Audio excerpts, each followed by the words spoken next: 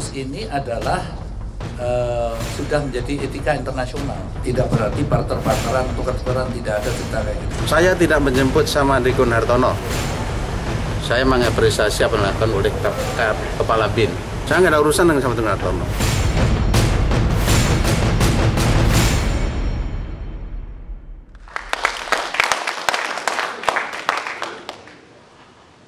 Pemirsa, kita masih bersama Indonesia Lawyers Club. Tidak peduli siapa Anda, tidak peduli apapun kedudukan Anda, tapi Anda tidak boleh melewati batas rule of law, kata Li Keqiang, Perdana Menteri Tiongkok. Kita lanjutkan diskusi kita. Saya akan mengundang Kepala Badan Intelijen Nasional, Jenderal Sutioso. Silakan, Pak. Intelijen Negara.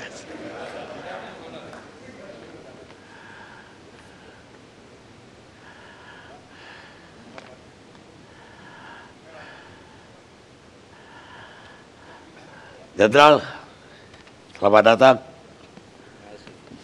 Pertama-tama selamat dulu berhasil membawa seorang buronan yang kita tahu selama ini negara kita susah sekali mengembalikan buronan, apalagi buronan yang punya duit banyak, yang dilindungi juga di negara-negara yang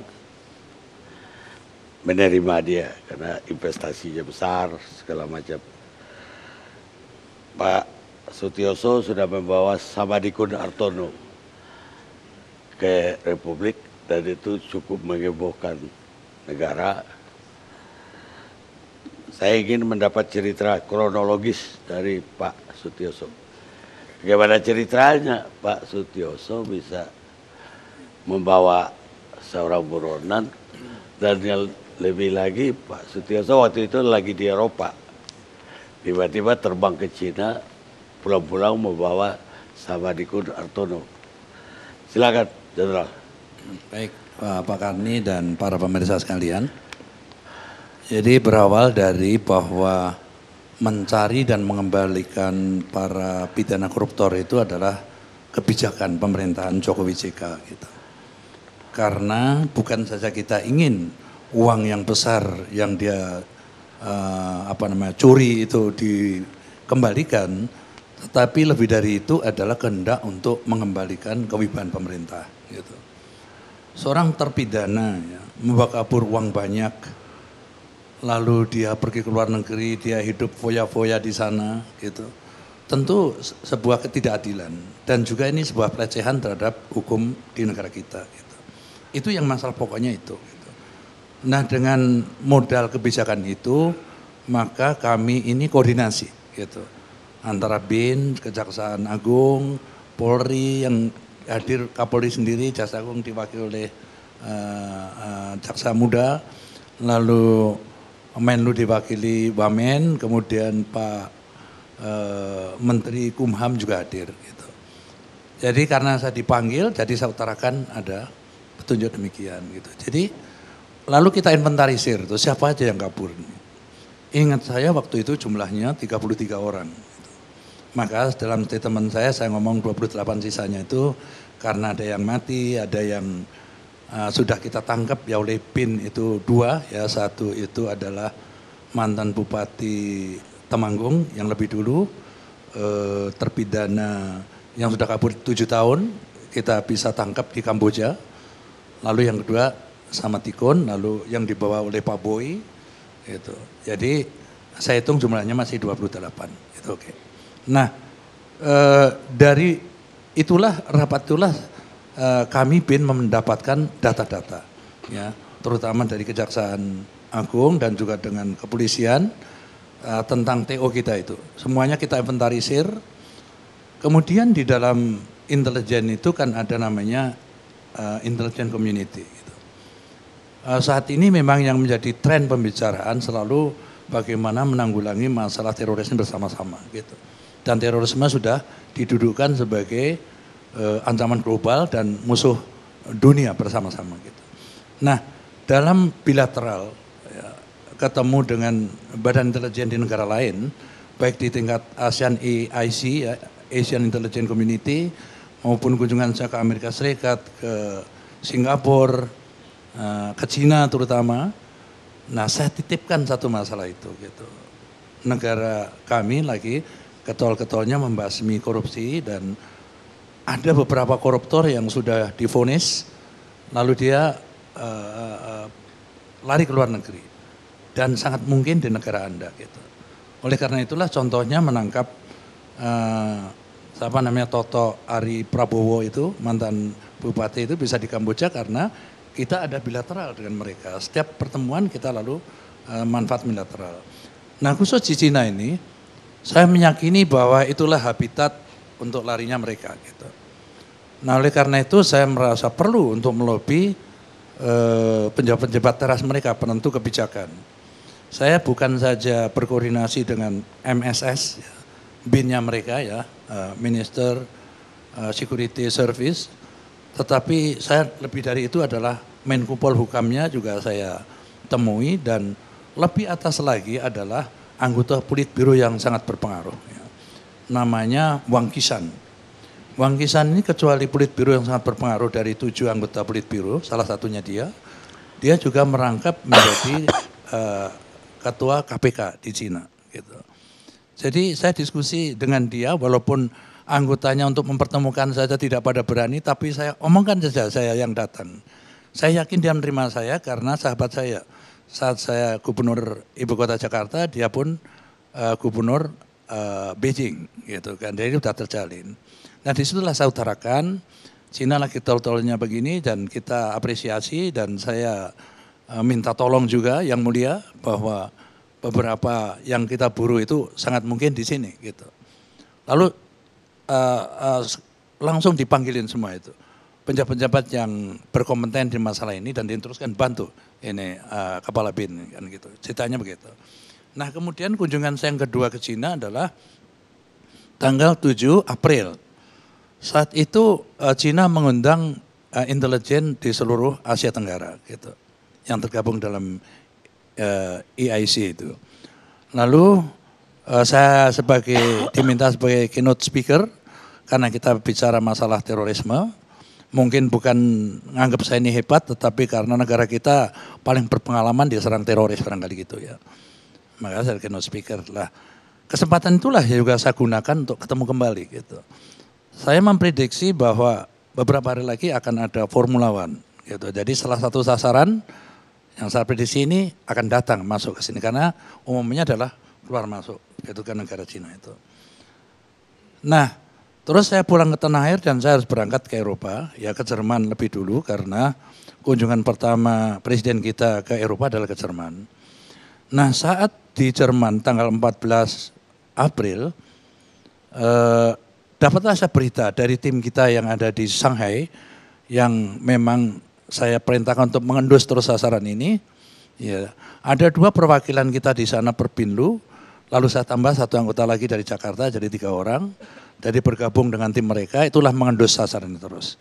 Sampai tim kita itu meyakini bahwa sasaran di titik itu sekarang kan gitu. Nah, maka Esa ini bisa ditangkap pada malam hari itu tanggal 14 jam 9 saat saya di Jerman. Kemudian saya menggeser ke London, menulis sebelum presiden ke sana. Nah, pada saat rombongan presiden datang ke sana, datanglah juga utusan resmi dari pemerintah Cina, 3 orang dipimpin wakil menteri, untuk khusus ketemu saya. Nah dalam perjumpaan itu diceritakan pada hari Selasa malam, ya. Berarti Selasa itu adalah 19 malam hari. Dia datang di hotel saya, lalu kita bicara, memberitahukan bahwa SH ini kalau tidak Anda bisa keluarkan dalam waktu 1 minggu setelah ditangkap, artinya lusa hari Kamis, maka bisa kita lepas sesuai undang kita yang ada. Atau mungkin kita proses tetapi Anda mengeluarkannya menjadi rumit dan panjang sekali gitu. Nah, bermodal dari informasi itulah, maka paginya saya melapor beliau sebelum ketemu Perdana Menteri Inggris, saya minta waktu sebentar melaporkan ada perkembangan begini Pak. Ya sudah, Pak Yos, anu aja, urus ini aja, kita nggak usah ikut kunjungan yang berikutnya. Lalu berangkatlah saya ke Shanghai. Dan yang bisa saya dapat pesawat yang cepat adalah saya harus transit di Hong Kong gitu. Saya sudah hitung nih transit 1 jam di Hong Kong. Jadi masih tengah malam lah sampai ke Cina. Saya masih punya waktu untuk mengejar di Kamis esoknya. Ternyata transitnya menjadi 7 jam. Ya. Karena Shanghai lagi hujan deras dan badai sehingga tidak boleh ada pesawat mendarat. 7 jam akhirnya saya sampai di Shanghai baru jam 3 pagi. Ya sudah hari Kamis, sudah tanggal 21 April. Artinya sudah deadline-nya sudah masuk. Ya. Jadi sampai di Beijing, di Shanghai saya minta langsung rapat koordinasi dengan aparat setempat. Para pengemudi di sana, MSS, menteri yang bersangkutan gitu. Saya bertanya apa aja syarat-syarat administrasi yang harus saya selesaikan. Sebutan ini, dan kita bekerja bersama-sama. Nah dalam konteks inilah saya memang patut memberikan apresiasi kepada para aparat Cina itu, bagaimana dia bekerja luar biasa. Barang yang tadinya sulit menjadi permudah. Ya. Ini saya utarakan supaya kita jadi penyakit kita yang barang mudah dipersulit itu harus kita tinggalkan. Gitu. Ya. Dalam hitungan jam, ya selesai pada siang hari jam 2. Jadi pada saat seperti itu, saya harus segera keluar dari Cina. Gitu. Saya sudah cari pesawat yang paling mungkin akan lewat jam 9. Saya bisa dapat masalah. Yang kedua, kalau saya harus transit di suatu negara, katakan yang di Singapura, pada saat membawa TO ini yang tidak membawa identitas yang bisa dipertanggungjawabkan, saya akan dapat masalah lagi di situ. Oleh karena itu, satu-satunya cara adalah charter pesawat. Ini saya ceritakan supaya masyarakat dan siapa saja supaya tahu gitu bahwa dalam operasi intelijen itu yang lebih dipentingkan lagi itu adalah tujuannya gitu ya. Dan memang operasi itu ada biayanya gitu. Nah kalau pengen naik becak ya kapan sampainya kan gitu kan. Nah karena saya harus charter pesawat. Yang paling penting orang ini harus keluar dulu. Nah maka jam 4 sore saya bisa. Waktu proses masuk pesawat pun kayak begitu prosesnya itu aku sudah deg-degan aja ini. Ada masalah apa lagi kira-kira gitu. Sudah di pesawat. Enggak terbang 1 jam. Ada apa lagi ini kan gitu kan. Ternyata kita harus di-delay lagi 2 jam. Mengapa? Lagi ada latihan militer. Wah mati lagi aku kan. Udah 1 jam di pesawat aku makin gelisah kan. Terus deputi 1, Papan, saya bilang, Papan kamu telepon counterpart kita gitu. Coba kita supaya bisa keluar gitu. Hebatnya lagi, enggak lama kemudian kita diizinkan terbang. Di tengah-tengah latihan militer itu. Jadi sudah di atas itu saya hanya berdoa aja, ya Allah terbangkanlah pesawat ini sempurna dan daratkanlah dengan sempurna di Halim Perdana Kusuma nanti kan gitu. Nah sebelum saya melakukan itu kan saya telepon ke Jaksa Agung gitu kan. Mas Pres, saya sudah membawa ingon-ingon sampean yang ucul nih kan gitu kan. Tolong sampai jemput aku di Halim gitu kan. Dikandung maksud supaya kalau udah diterima beliau udah selesai tugas saya. Saya mencari, saya kembalikan dia. Itu saja kan.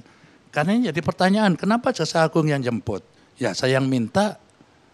Ya, beliau pun pasti gembira kan karena kita ini memang antara kejaksaan, BIN dan kepolisian itu sudah menjadi ini kan menyatu kan gitu kan. Dan perlu dipahami oleh masyarakat bahwa sesuai Undang-Undang BIN ya nomor 17 tahun 2011 pasal 10 BIN itu menyelenggarakan fungsi intelijen ya di dalam maupun di luar negeri. Jadi itu bisa dilakukan. Intelijen di dalam negeri contohnya apa? Menurunkan den minimi itu adalah operasi penggalangan di dalam negeri. Dia mau turun karena dibujuknya. Nah ini sama yang di luar negeri juga gitu. Jadi metode kerja kita seperti itu, orang itu dibujukin kan. Mau pulang dilus-lus ya mulio kan. Enggak mau ya tempiling kan gitu kan. Atau dirangkul dipaksa lah gitu. Itu operasi penggalangan juga seperti itu gitu. Karena ini suka menjadi bahan pertanyaan gitu. Nah tentu saja kita juga gembira pada saat yang sama juga Bung Boy membawa buruan yang lain. masih banyak dan kita mesti keroyokan gitu supaya cepat bisa kembali gitu kan. Nah, pakar nih, forum ini harus bisa menemukan dan bisa mengevaluasi. Kenapa mereka bisa kabur? Dan masalahnya jumlahnya tidak 1-2, jumlahnya banyak sekali. 33 bukanlah jumlah yang sedikit dan semua orang yang duitnya gede. Bukan misalnya koruptor ketengan atau penjahat narkoba atau apa. Bukan itu yang dilepas. Semua orang punya duit. Artinya sekali lagi logika yang saya pakai adalah ada yang ngasih jalan. Gitu kan. Nah ini kan perlu kita evaluasi, kalau itu perlu interogasi lagi. Siapa yang ngasih jalan kamu? Supaya tidak terjadi lagi ke depan. Masa bisa ditangkap malam ini bocor ke dia surat itu. Dan dia kabur sebelum surat itu sampai contohnya. Nah pada saat dia di luar negeri dengan uang banyak itu, umumnya uang ini yang banyak itu ditaruh di satu negara. Ya, mungkin terus terang aja mungkin di Singapura lah, karena kebetulan nggak ada perjanjian ekstradisi di sana, kan. Lalu sebagian dari dia, sebagian dari uang itu diinvestasikan nih ke negara-negara berkembang, kan gitu kan. Aku juga nggak menyebut, nah berkembang itu mana saja nggak enak nyebut di sini kan. Nah, saat dia investasi termasuk juga jumlahnya besar untuk negara berkembang, pastilah dia disambut dengan karpet merah keadaan di sana. Pastilah hubungan dia dengan para penguasa di negara itu menjadi akrab. Nah, saya ceritakan ini adalah kesulitan-kesulitan di dalam operasi intelijen itu seperti itu. Pada saat kita dengan counterpart kita, intelijen negara itu berjanji ingin kerjasama, kemudian sudah kebijakan itu harus dikeluarkan oleh penguasa di atasnya, mandek lagi kita. Kan gitu. Jadi artinya tidak semudah yang kita bayangkan. Kita harus bisa berjalan dengan out of the box gitu. Kalau kita terus ikuti aturan kita dan aturan mereka di dalamnya nggak jalan, itu susah sekali. Karena itu tadi di negara-negara itu, waduh, ada sasaran sudah di tangan gitu waktu di negara tetangga kita. Pada saat itu dia adalah kenalan amat baik sekali dengan orang yang amat berkuasa di situ. Akhirnya kita pertimbangkan, waduh ini dampak politiknya menjadi besar ini nanti kan. Sehingga kita tunda sementara. Jadi kira-kira seperti itu. Jadi sekali lagi apa yang kita hasilkan itu bukanlah kerjaan BIN sendiri. Saya nggak akan bisa kerja tanpa bantuan dari kepolisian maupun kejaksaan. Gitu. Dan Kemlu juga pada saat kita di luar negeri kan kita perlu fasilitas dari mereka. Walaupun kadang-kadang kita nggak ngomong juga ya karena ini untuk kerahasiaan operasi. Terima kasih Pak Karni. Pak Adi, Jenderal itu kalau pinjam kata-kata orang luar lagi, semua karena kita dari tadi menganggap mustahil bisa membawa pulang dengan gampang seorang buronan. Dan itu telah Jenderal lakukan. Itu diskusi kita sebelum Jenderal datang. Pemirsa, semua itu terlihat mustahil. Hingga sesuatu itu dikerjakan dan selesai dilakukan. Kata Nelson Mandela, negarawan Afrika Selatan. Tapi ada pertanyaan untuk Pak Yus. Pertama, berarti yang menangkap itu otoritas China, bukan kita tuh, karena ini publik juga sering agak rancu. Kedua, pertanyaan berikutnya, ya tadi udah dijelasin, pesawat charter itu bukan karena kemewahan, tapi lebih karena kepraktisan membawa pulang. Mas sulit juga dibayangkan membawa buronan di pesawat komersial ya. Yang juga ingin dipertanyakan oleh publik, dijemput Jaksa Agung tadi udah jelas karena jenderal yang telepon supaya dia, jadi jenderal nyerahin sebagai sesama pejabat tinggi pemerintah lah. Tanyaannya ada kesan bahwa ini kok istimewa banget sama Dikut, sampai di airport masuk VIP. Kedua tidak diborgol, sementara yang dibawa Pak Boy pulang diborgol dan dikawal oleh pasukan anti uruara kali atau satgas anti teror, nggak jelas. Tapi pokoknya pengawalan ketat. Ya mungkin Pak Sutioso atau Bang Yos perlu menjelaskan juga. Jadi di dalam Undang-Undang nomor 17 tahun 2011 itu juga, BIN itu tidak punya kewenangan menangkap orang, gitu kan. Karena itu di dalam negeri misalnya, saya mendapatkan informasi tentang terorisme, maka informasi itu kita berikan kepada kepolisian. Dan mereka lah terutama Densus 88 yang akan bergerak. Nah di luar negeri juga sama, apalagi di luar negeri. Mungkin kepolisian juga nggak bisa mudah untuk menangkap orang di luar negeri, pasti menggunakan tangan orang lain. Jadi waktu SH ini kita prediksi di titik itu dan kita yakin memang berada di situ. Gitu. Jadi pada saat dari anaknya ini dia mau kembali ke rumahnya, itulah kita tangkap di jalan jam 9 itu oleh aparat kepolisian. Tetapi memang kita yang menunjukkan dia di situ. Gitu. Nah bahwasanya di vape itu, nah kita mendaratnya di Halim terus mau ketemu di mana gitu kan. Iya kan, masa kita mau gelar tikar di depan situ kan. Jadi vape-nya di Halim itu juga vape biasa-biasa saja, kok nggak ada yang hebat. Iya, vape ya, kan? Halim. Iya, dan wajar. itu pertemuan bukan sama Tikun dengan Pak Pras, itu pertemuan Sutioso dengan Pras kan, pantaslah di vape room kan gitu kan. Wajar. Pas ada sama Tikun itu hal yang, jadi hal-hal yang kecil-kecil itu hendaknya jangan terlalu kita permasalahkan. Yang paling penting adalah manusia yang udah 13 tahun minggat ini bisa kita ketemu udah gitu loh. Ketemu dan sekarang jalankan itu. Kembalikan uang, jalankan hukumanmu gitu. Pak Yos, satu lagi Pak Yos, apa ada barter? Karena juga sering ya, ini kan tidak melalui perjanjian ekstradisi, tapi informal. Artinya hubungan informal antara aparat atau pejabat kita dengan pejabat Cina. Ada apa ya? Ada terbetik juga berita bahwa ini barter dengan Uighur, teroris Uighur.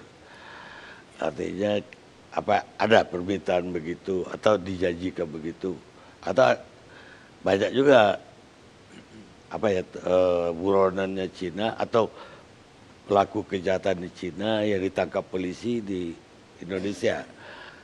Apakah karena kita udah memberikan begitu banyak tersangka ke dia membayarnya dengan Samadikun Hartono? Jadi di dalam pertemuan-pertemuan bilateral gitu ya antar negara gitu di bidang intelijen sekali lagi seperti saya dengan Cina. Kan kita keluh kesah tentang masalah kita gitu. Aku memburu orang nih nggak dapat nih tapi dia pun juga cerita ke Solo kesah kan Pak gitu kan. Jadi kita memang isinya itu ingin saling membantu gitu. Tetapi dalam koridor tentu saja hubungan internasional dan bilateral itu tadi. Nah dalam konteks ini itu nggak ada barter, nggak ada tawar-tawaran. Pada saat dia dapat sasaran kita, nyatanya dia bantu habis-habisan pelan-pelankan. Bukan saya mau kembalikan asal nanti pesawat saya pulangnya membawa orang Uighur, nggak ada kayak gitu. Gitu. Tetapi sebaliknya, ini juga etika hubungan internasional ya. Saya memberikan contoh pada saat intelijen Uni Emirat Arab datang ke tempat saya di BIN ya. Dia mencari most wanted itu orang ini adalah orang yang mendanai ISIS gitu di beberapa negara utamanya di Uni Emirat Arab, maka dicari betul orang itu dalam tempo 3 hari dia ngasih, kita cari, kita intercept, dapat kita di Batam gitu. Nah waktu kita nangkap di Batam pun saya nggak bisa nangkap kan, kita minta kepolisian, makanya kita titipkan itu. Nah oleh karena itu dengan kepolisian kita kerjasama memproses dia sampai kita deportasikan dia ke Uni Emirat Arab. Ini contoh. Nah kalau sekarang Cina mengalami hal yang serupa, ada orang yang melakukan kejahatan dan kayak Uighur. Sebagai intelijen mereka kan pengen mengembangkan, pengen mencari data dari orang ini kan. Jaringan di Cina itu di mana saja gitu, di dalam memerangi terorisme. Nah memang mereka ngomong tetapi tidak berarti itu barter-barteran. Kalau barter itu kan Pak ya, barang ini datang, kita juga ngasih barang lain gitu. Tetapi sekali lagi apabila dia minta bantuan kita dan itu tidak melanggar undang-undang kita yang ada ya dalam koridor hubungan internasional dan juga bilateral yang pernah kita lakukan, ya kita selayaknya membantu mereka gitu. Baik Pak, karena saya khawatir aja kalau itu barter Uighur, karena dua buronan Cina Uighur yang ada di Poso, satu diantaranya 2 hari yang lalu sudah tertembak mati, jadi hanya tinggal satu. Kalau satu lagi mati lagi, kita nggak bisa barter karena udah mati. Jadi informasi untuk Kepala BIN bahwa udah mati 2 hari yang lalu. Sekarang Profesor Salim Said.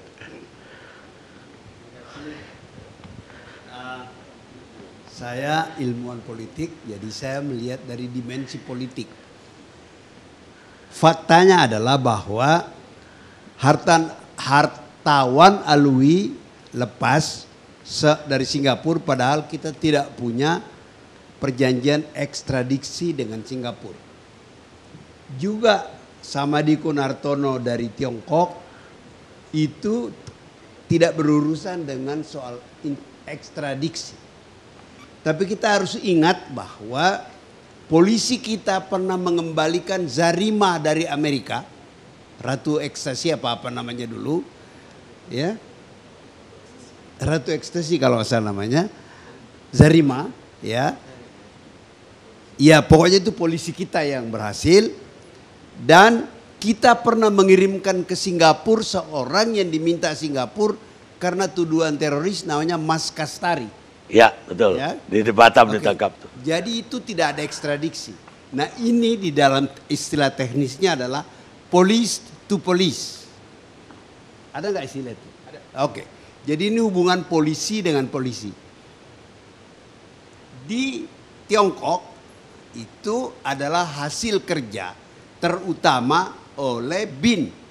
Saya tahu betul Pak Sutioso sendiri tadi sudah diceritakan usaha beliau untuk berhubungan dengan pejabat-pejabat Tiongkok termasuk anggota Politbiro. Oke. Singapura berhasil, Tiongkok berhasil. Pertanyaan yang timbulkan, kenapa hanya Alwi saja?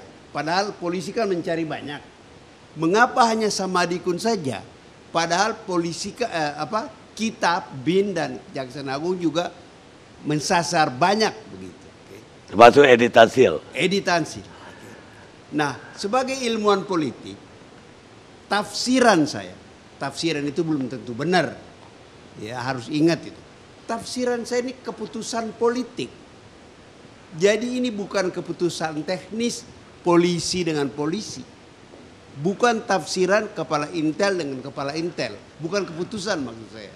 Nah, persoalannya yang harus kita selidiki, apa kepentingan di balik keputusan politik itu? Tidak ada keputusan politik yang gratis, itu pasti. Semua ada keuntungan di situ. Saya mencoba menafsirkan, mungkin salah. Kenapa Alwi dilepaskan? Tadi Bapak mantan Jaksa Agung, Bapak mantan Dubes di Denmark sudah mencoba membuat analisa bahwa mungkin duitnya sudah tidak ada. Tidak penting duit apa tidak, pokoknya dia termasuk yang lemah, yang gampang dijual saja, buang aja. Tidak menentukan apa-apa. Mungkin duitnya nggak ada, mungkin dia problem bagi Singapura. Tetapi Singapura bukan tanpa keuntungan. Keuntungan pertama dia bilang pada Indonesia, loh kau jangan macam-macam pada saya, nih gua kasih lo. Itu kepada Indonesia. Kita kan termasuk Anda pernah diperiksa di airport, menurut Anda gara-gara Anda berteriak-teriak soal ekstradiksi. Sekarang Singapura bilang, gak perlu ekstradiksi, maling lu gua tangkap, gua kasih lu. Kira-kira begitu. Pada saat yang sama dia juga bilang sama orang Indonesia di Singapura, lu jangan macam-macam di Singapura. Gua kasih Indonesia, gua kembalikan lu ke Indonesia. Jadi pedangnya sebelah menyebelah. Ini tafsiran saya terhadap apa yang dilakukan Singapura. Jadi dia dapat keuntungan. Kalau Anda naik taksi di Singapura, cobalah kagum melihat gedung. Wah, ini gedung bagus. Sopir taksi akan bilang, that belong to Indonesian. Karena sebagian besar itu punya Indonesia. Orang Indonesia. Karena kalau Anda eksportir, ngekspor, duit Anda tidak balik ke Jakarta. Duit Anda ditumpuk di Singapura. Dan itu duit itu tidak tidur. Duit itu berputar dan yang diuntungkan adalah Singapura. Mungkin karena ngomong gini saya nanti diperiksa juga di Singapura. Gak apa-apa lah, kalian pada jadi saksi saya udah ngomong gini. Nah itu soal Singapura. Sekarang Tiongkok. Kita jangan lupa menghadapi Tiongkok, political capital kita besar. Apa itu? Lihat saja. Kereta api cepat, sekarang protes macam-macam. Tapi nampaknya itu jalan. Itu keputusan pemerintah kita. Tapi kan orang Tiongkok telah mengalahkan Jepang. Itu kan luar biasa kapital kita itu. Dan itu diapresiasi oleh Cina sehingga dia mengambil keputusan politik yang menyebabkan kita bisa mengembalikan Samadikun. Saya tidak terkejut sebentar lagi Pak Yos kemana? Bang Yos ke Tiongkok dan bawa pulang Edi Tansil kalau dia masih hidup. Ini soal political capital.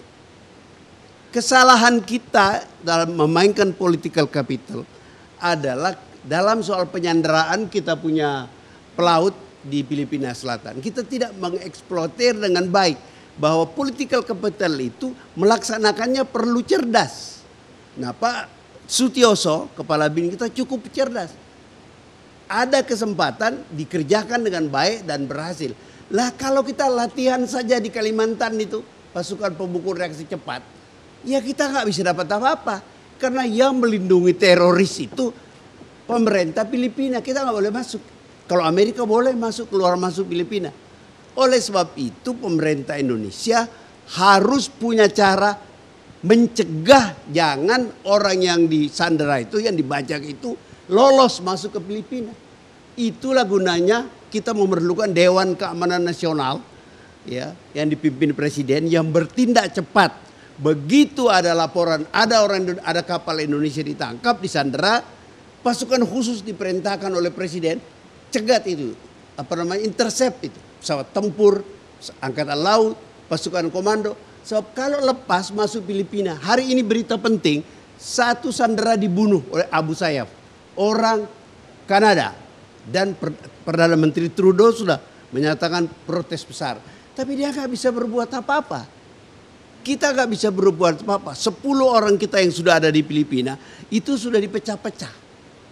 Jadi kalau kita andai kata kita kirim pasukan dapat 1, 9 akan dibunuh.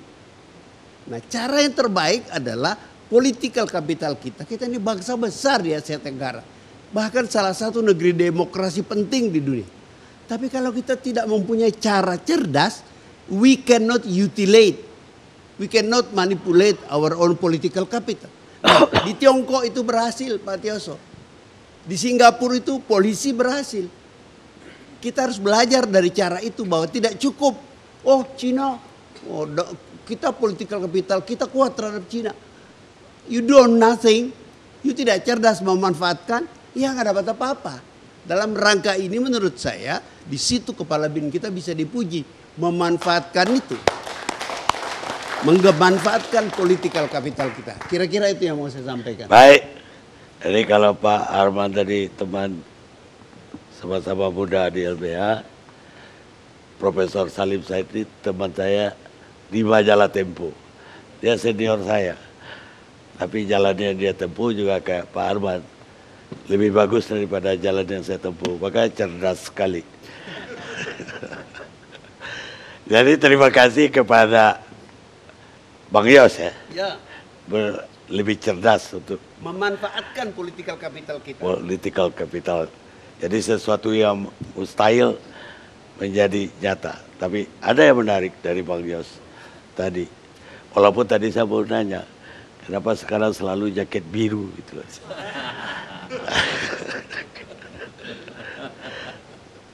Jadi baru lagi. Ya Mas lusin. Satu lusin biru semua. Bayas tadi mengatakan kita perlu evaluasi. Kenapa mereka bisa lari? Berarti ada yang kasih jalan. Jadi benarlah negara ini adalah negara yang kaya raya. Tapi sayangnya sebagian kekayaan itu ada di kantong para pejabat. Kata Gerald Keynes, penulis Amerika. Kita lihat sejenak.